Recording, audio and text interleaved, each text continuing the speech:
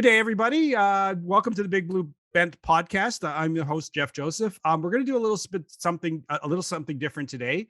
We're going to actually do a little interview segment.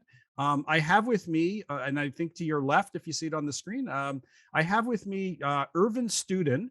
Um, what a bio! I don't even know where to start. We'll simplify. He's the editor in chief and publisher of Global Brief magazine, and he's president of the Institute for 21st Century Questions, and is the chair of the Worldwide Commission to Educate All Kids Post-Pandemic. He's an author. He's had two recent books out. He's had one called "What's sorry the Consequences of the Pandemic: What Happened in the World and What's to Be Done." And he's got a new book coming up any moment, I think, called "Canada Must Think for Itself: 10 Theses for Our Country's Survival and Success in the 21st Century." Irvin, welcome. I got to touch on your bio. Yeah, I got to touch on your bio for some of our listeners and viewers because it's absolutely spectacular. And the number one thing is there's an irony because I saw when you're accepting pre-orders for the book, I saw a forward from Professor Freddie Lazar. I like to call him Freddie Lazar. This is kind of fun because Fred Lazar was one of my professors when I was majoring in economics, and I had him. Oh my God, probably 1987, 1988. And if Fred's listening to this, I have to say though, he's one of my favorite professors. Yeah, he's a fantastic guy. And when I saw the forward, I said, "Oh my God, he's still working. Good for him. Good on him." Yeah. So, and Irvin, we in the modern vocabulary, we talk a lot about following the science. This guy is a science and policy expert to the maximum. What can we say? A York University major. He went to the University of Oxford as a Rhodes Scholar. He went to the London School of Economics. He's degreed to the hilt. And then on the side, he was the rumor had it he was a pretty good soccer player. Captain of the York Lions soccer team. He had a little bit of a professional career going. What don't you do, Irvin? What don't you do? A lot. Okay. Never have enough. So listen, let's get to the thesis. And by the way, I know from Fred Lazar, you've created this another kind of think tank involving the pandemic. Do you want to talk about that to start? Well, first of all, thank you for the very generous introduction. Real pleasure. And Fred's now a friend. He was a professor of mine as well. He was kind enough to write a blurb about the book. And he is involved also in some of the work I think we'll discuss. The Institute for 21st Century Questions is a major think tank I had here in Toronto, but we're involved in major national and international questions. We've been extremely active over the course of the pandemic with two structures, and maybe we'll touch on both in the context of the book. First is the Worldwide Commission to Educate All Kids Post-Pandemic. It addresses the biggest catastrophe of the pandemic. People don't realize the catastrophe of education. We have 500 million kids around the world ousted permanently from all education over the course of the last 2 years. That's the population of the European Union, but these are kids. And so we created a structure across 60 countries. Fred's involved in that on the Canadian side. We have 20 top Canadians. To your question about the Canada Science and Policy Committee to Exit the Pandemic is a structure I co-head with Kwadwo Karamantang, who's a doctor, ICU head at the Ottawa Hospital. There's a real gentleman, also has been a champion on kids and very human during the pandemic. We co-chair this exit committee, which, by the way, next week, I think when this podcast comes out, we'll also publish some of the elements of the exit strategy. We bring together leading scientists and medics and policy leaders from across the country in a communion to exit the pandemic, because you'll appreciate that over the course of the pandemic, we've had two solitudes. We had scientists speaking scientific jargon, but they generally stink at public policy, and public policy people are highly illiterate in science. So we bring the two together. We have a policy lead, science feeds into it, and we paint a picture of exit for a country in crisis. Now, very well said. I'm going to really enjoy you. So I just want to concentrate. So the book itself, and I haven't had a chance to read it yet. I hope it's good. I have it on pre-order myself. From what I understand, the 10th, your theory on exiting the pandemic, which was funny because we were starting to organize this thing a few weeks ago, and now the last 2 weeks in particular, with what's gone on with the convoy protests and what have you, and the spread, now it's become like a part of the Canadian vocabulary right now in a big way. But interestingly enough, I know a lot of people who are even believers that we should have a plan to exit the pandemic. You know, it's typically narrowed into, say, reducing restrictions, if not ending them entirely. And in the long term, the big thing we should be looking at, because this seems to be why all these restrictions have remained as long as they have in Canada, and that's become the topic of hospitalizations and lack of bed capacity. Now, you guys have said it's really not that simple. There's much more things to look at, and I think you kind of zone in on about 6 or 7 different things, and perhaps you can tell us about that. You got it. Well, the book is called Canada Must Think for Itself: 10 Yeah. Theses for Our Country's Survival and Success This Century. It's an ebook to start because the pandemic period, and it's 10 theses. So imagine Einstein's 10 equations on relativity. We put together the whole system of Canada. We paint a picture of survival and success.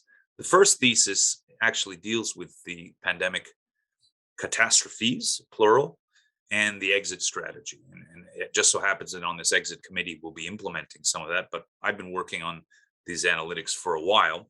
And our basic framework of understanding for what's happening in our country is all wrong. It's been wrong from the start. So when we talk about an exit strategy, which we must have, you're correct, we just imagine that it's removing the masks and the mandates, right? And then we're good to go. Very well. But then one asks, well, you remove the masks and mandates, you still have 200,000 kids across Canada out of all education, of course, the pandemic.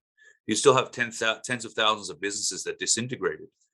You still have 4 major national unity pressures and pulls that could disintegrate the country in the next 5 years.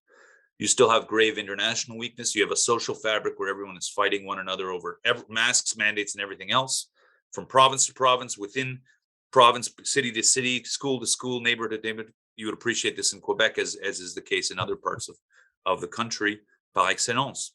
So while we can say on Twitter, remove the masks and the mandates immediately, and I'm for that position, that is not an exit strategy. That is a slogan. And we've been sloganeering for 2 years now, which explains our quarrels in the virtual space and the disintegration in the physical space. Disintegration of the second largest country in the world. I repeat, second largest country in the world. It's very big.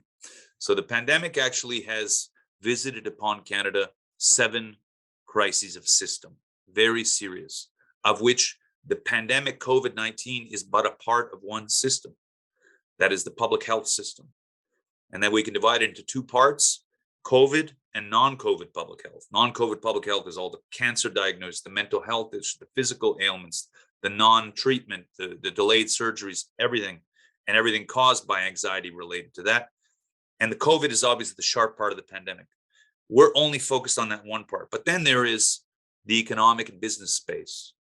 I'm not talking about inflation primarily. I'm talking about, first of all, the disintegration of businesses that took decades to build in an instant over the last 2 years, right? You can remove restrictions; those businesses are still gone. The entrepreneur has nowhere to return and no capital with which to start a business. Moreover, you would say, why would he start a business in the context of a country that closes businesses like that and on a dime? Education catastrophe, third systems crisis. I'm going through the 7 now. Yeah, the third systems crisis is education. It is, colleagues and fellow Canadians, the biggest crisis of the pandemic, bar none, in human terms and in strategic terms, because on a K-12 population of 5 million, we have 200,000 plus kids who are not in any school at all. I mean, permanently, all of our twist condition. We call them the third bucket. First bucket, physical school. Second bucket, virtual school. Third bucket, aucune école, no school at all, aucune éducation. They're in the Oliver Twist condition. They will die young if we don't get them back to school, because the post-pandemic world is that much crueler. They actually have to be over-prepared. They're not prepared at all. And we've done this to them. Within the kids, within the school system as such, the quality has gone down. The standards have gone down. The spirits have gone down. because of restrictions and everything else related to that. University sector is a different story, also a collapse in standards to a large extent. So second catastrophe. And if we say, just because I'm always forward looking, and in the book as well, it's okay, we'll catch up. I'll say, first of all, we won't catch up. This is a time limited opportunity to fix the education crisis.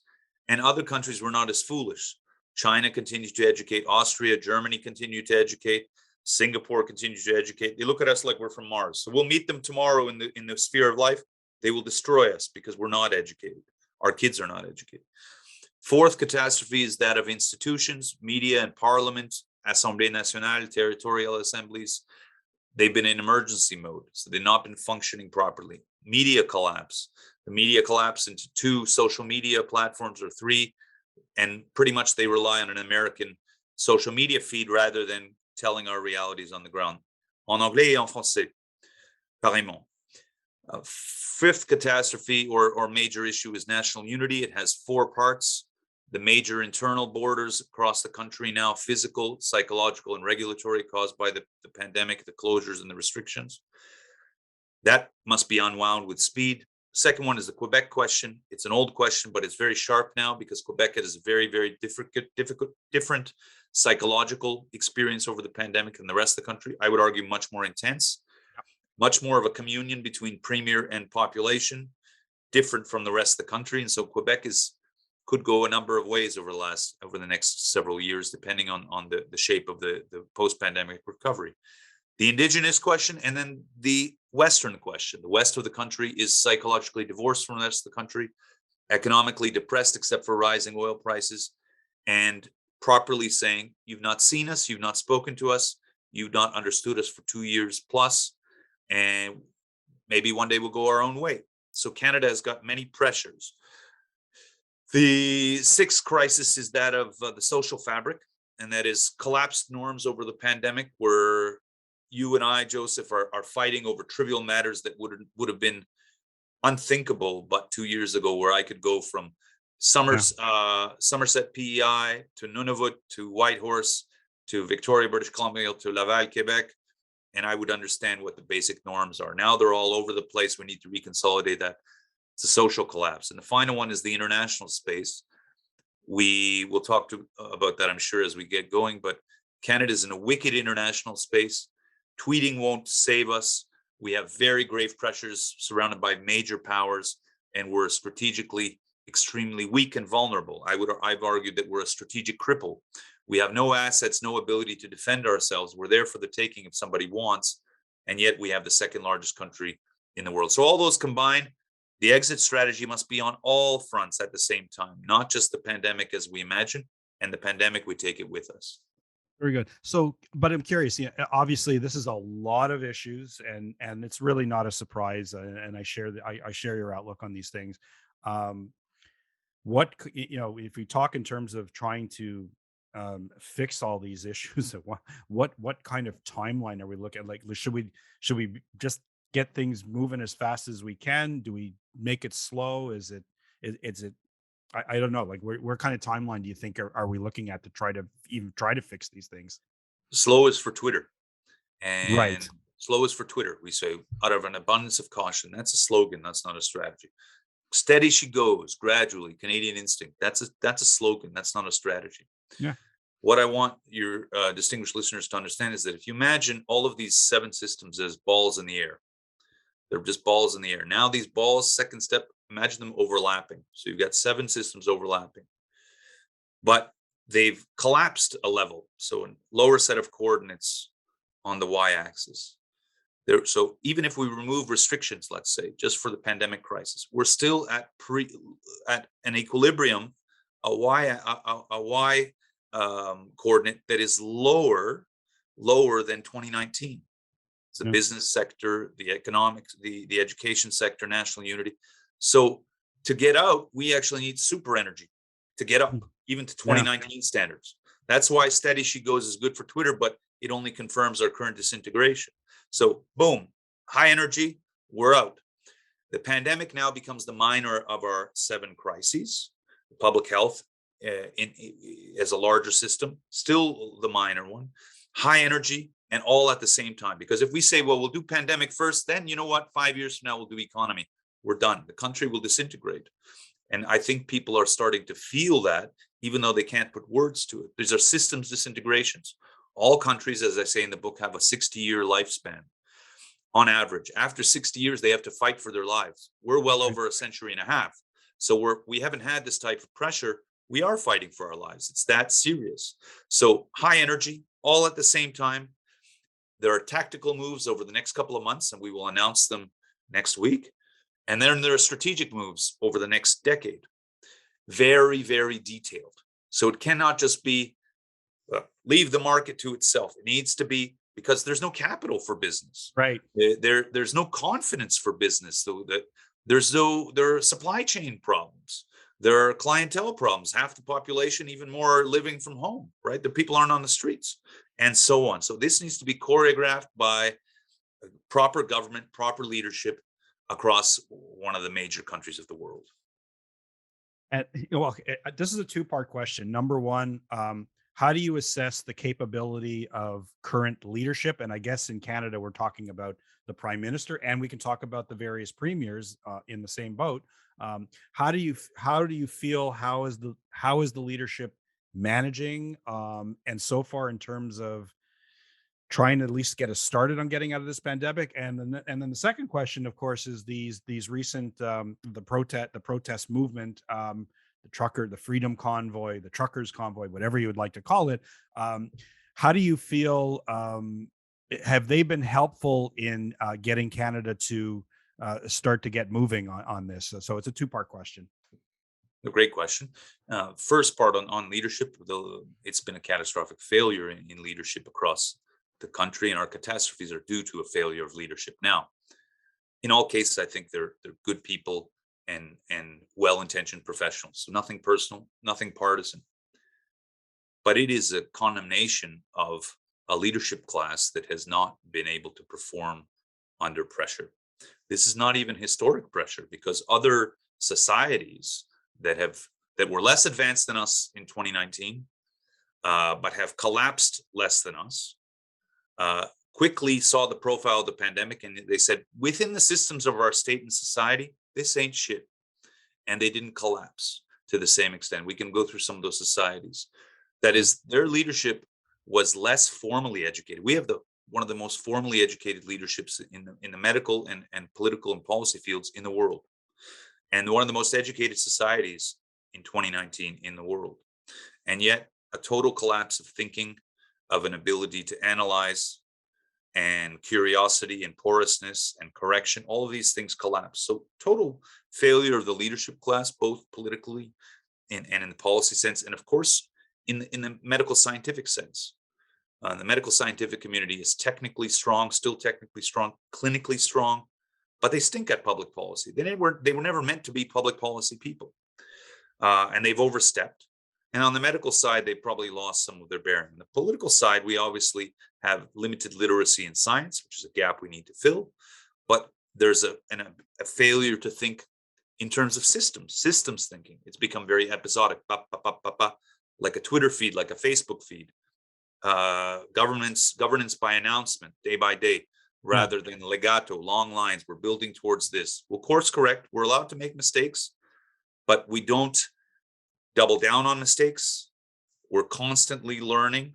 We're constantly surveilling and surveying the ground to see what's happening, to feedback. In a democratic order, you need feedback from the ground, even to a Zoom room. So all of that is a failure. We talk about how to fix that in the book and what happened. On the trucker protests, let me put it this way. The main virtue of the protests, when we look back on it, will not be about mandates or masks or freedom versus non-freedom. It will be that we will have reasserted the physical after 2 years of thinking that the pandemic is a virtual reality. The truckers came en masse for a variety of reasons. Yeah. And they reinstated the physical. You cannot deny that they were there en masse. They must be reckoned with. They come with a lot of grievances, and I can't even pretend to be synoptic about their grievances. Many legitimate. human catastrophe on the ground, and they brought that to bear on a governing class that was living virtually and still living virtually, not realizing that the catastrophe was physical. The same applies for the borders crossing. And I'm not going to go into what's right and wrong. I'm going to go into the physical. And we, even through my own work, trying to reinstate the physical. The catastrophe of the kids, the 200,000 out of school, is a physical catastrophe. Oh, You cannot tweet at these kids and say, you're resilient. Thanks for doing your part. They will die young. They will die in the physical space, and we will inhabit mentally the virtual space. So the trucker protests, other protests from right, from center, they reassert the physical, because we live in the physical world, and the pandemic was a decisive shift to the virtual without us being able to get feedback mechanisms from the ground. Keep in mind that the governing class, with the greatest respect, has not seen the country in 2 years. Many of them, starting with the medical officers of health, yeah. in Quebec, as in other parts of the country, have been making calculations, epidemiological calculus from Zoom rooms based on studies and numbers. But they have missed the human part. The human part is physical. And that's what the truckers and other protests have done. So I am for a reassertion of the physical across these systems, right? Including, as we talk about the exit from the pandemic, people getting out en masse into the streets, children singing, playing, soccer tournaments, hockey tournaments, festivals, restaurant eating. The summer and spring must be intense. They must be intense, not steady she goes. So that's my sociological take on that dynamic. Very good. But hey, this is what always gets me. And if I want to put my, regular guy, protester in the street kind of cap, we've had governments repeatedly, and it's on all sides of the political spectrum. We've always had governments come out and justify their restrictions or curfews or whatever. And they've always said, hey guys, we're following the science, we're trusting the science. They're governmental. You think the governments have policy people who could get the big picture. So if we're supposedly have all these experts at the top, where did we go wrong here? It's baffling. Maybe could you figure it out? Yes. Okay. Humbly. Thank you. Humbly, the follow the science is a slogan that was commended to us on Twitter, and that grew into an ideology, and then was then again expressed as a slogan, as a dogma. And trust Follow the science, yeah. Right. The way it has worked historically, and I was in the cabinet office in under 3 different prime ministers, nonpartisan, at the start of my career in the Privy Council office. It's a paradox that the science advisors were always at the margins of decision making. Nobody understood them. No one heard from them. They themselves didn't know how to feed into policy. That was a big mistake, because science is a key part of decision making, and it's bloody interesting. I'm very interested in all sorts of science. But science is not the center of anything, and it's not the center of life. It is one of many inputs into decision making in a complex country. Canada is a country, again, that is 38 million, second largest territory in the world, highly diverse, right? And we have many moving parts. Nothing can be boiled down to a slogan. And not a single decision maker has sufficient intellect or synoptic wisdom to be able to say what's to be done on any given Sunday, leave aside in the context of a catastrophe. So what we did is, for a host of reasons, there was a decisive shift in the early pandemic to the scientific class taking over. Tell us what's to be done. We don't understand the pandemic. Tell us what's happening, and then tell us what's to be done. Well, I think the scientists did a reasonable job at explaining the science of the pandemic in a research sense early on. Now, the transition to what's to be done is a policy question in all cases. Yeah, you could ask a scientist like Niels Bohr or Einstein or Richard Feynman to describe the universe. But what's to be done to govern it is a different trade. And they're not as good as many other specialists. So we confided to the scientific class, which is a research class largely, one based on empirical description, curiosity, testing hypotheses. We confided to them the what's to be done part. And then in systems in which they had no ken at all. They had no legitimate say in how education ought to behave, how the economy ought to behave, what the internal structure of this federation ought to be, what the international behavior ought to be. They have nothing to say, but we confided in them, and then maybe they got some confidence. Maybe that grew over time. I'm sure many of them were terrified by the scale of their responsibilities. But as a result, scientists ended up closing schools, Yeah. which they didn't understand at all. They didn't understand what they were closing. They closed in the Zoom room. Let's close it. I'm saving everybody. As soon as they closed, my group and a few others very late realized that it was catastrophe on the ground as soon as you close the doors. Human catastrophe obtains. They closed businesses for a scientific imperative, not realizing that the business would never open again. And that it took 40 years to build the business. They knew nothing about capital, about clienteles, about supply structures, about the identity of the person who loses the business. This was a widget. So they were properly operating outside of their province. What is needed coming out of this is for us to understand that decision-making in a complex society requires science for sure.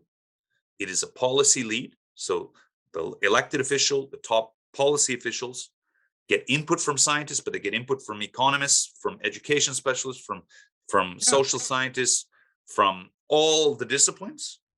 And then they do a synthesis and they make a determination. The determination is not dogma. It is not the science says X, Y. Science never speaks dogmatically. It's always if, and, or but. Even things like relativity that are the spice of the day, have their limitations in today's science, questioning all the time, right? I mean, the law of today is questioned tomorrow. That's science. But online, we've made it the dogma, the hammer with which we hammer ourselves.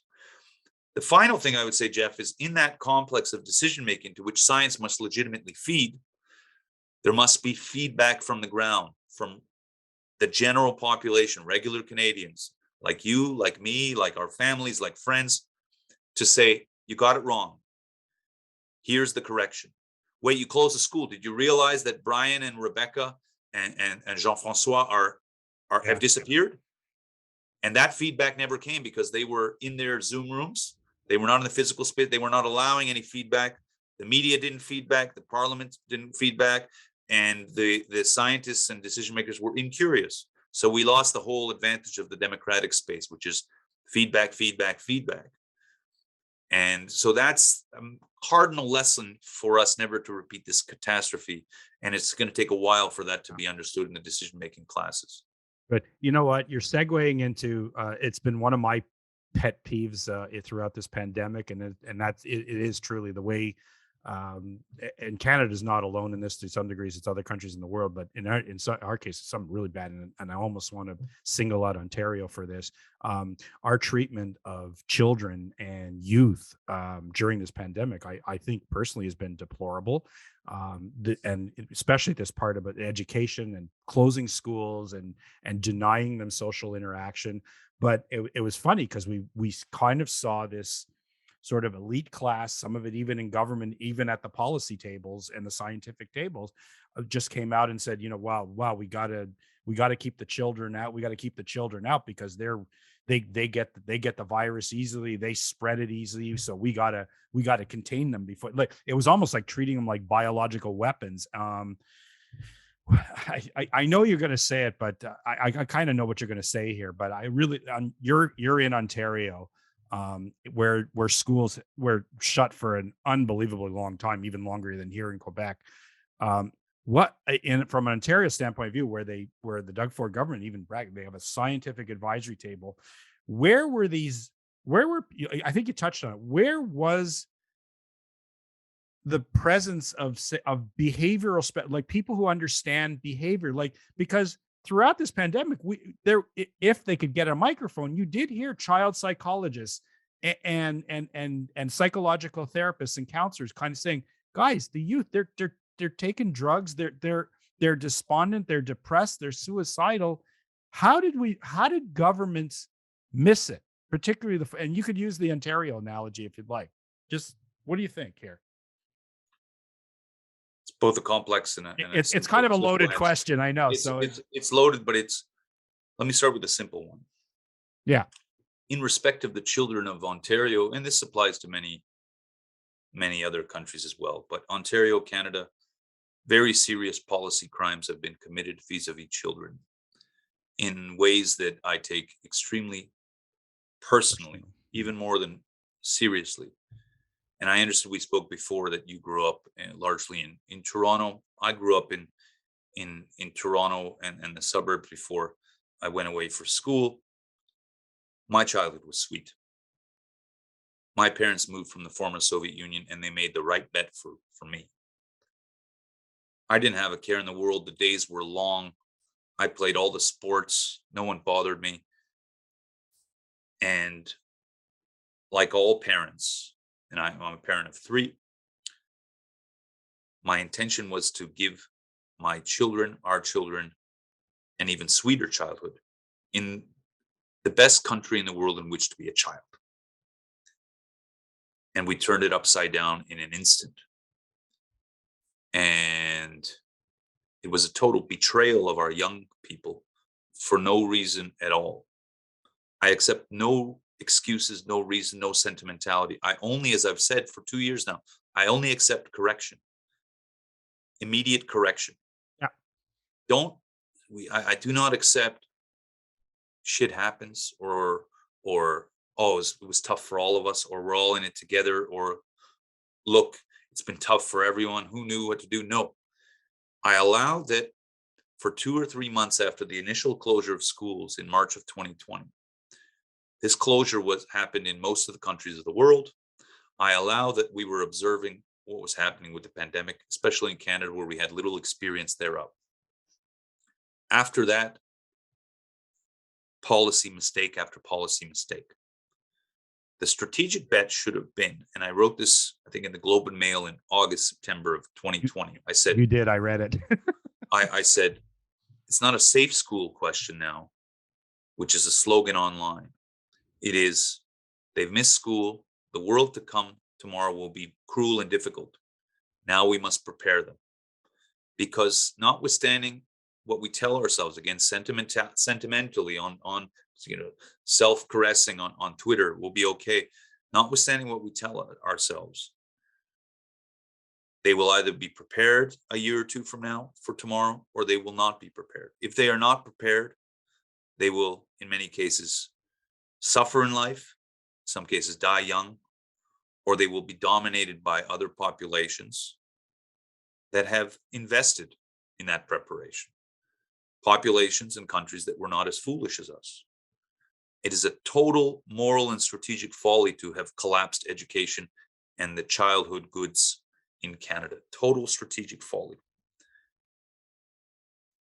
The federal government, which doesn't do education frontally, it does in many indirect ways and on the territory, in the territories and First Nations, and spends a lot, had nothing to say over 2 years over the condition of the kids. They did not understand what was happening. The provincial governments, and Quebec is a better case because Legault, for a number of, I think, policy mistakes, was correct on education. He was a minister of education in the past. He seemed to have an instinct for it. Did not close for very long. Yeah. But in Ontario, we closed for long, and then we made the closures an expression of policy identity. We're come to Ontario, we promise not to school your kid. We promise not to school. And what I realize now, going back, is that March of 2020, the closure of schools around the world was the biggest coordinated policy action in the world. It wasn't, there's no conspiracy, just everyone did it. It was the easiest thing to close schools. And what happened in let's take a country like India, a star student in Mumbai could have been a girl named Savita in physics, star physics student at 12, 13, went back to her village when the school closed. She went back to her village and she was married off. She would never go back to school again. And Mohammed in Pakistan, in Lahore, also could have been could be a star student, closed off. He went to the labor force at age 13. These were third bucket kids again. Yeah. India, 150 million, Pakistan, 25 million, Nepal, 7 million, and us, Canada, United States, 15 million. and us in Canada, 200,000. Let me just explain for your listeners how this happens. When we close the schools, a number of things happen. First of all, small proportion of kids have no access to online education or sustainable devices, small and growing with time. Secondly, many of them go back to abusive homes.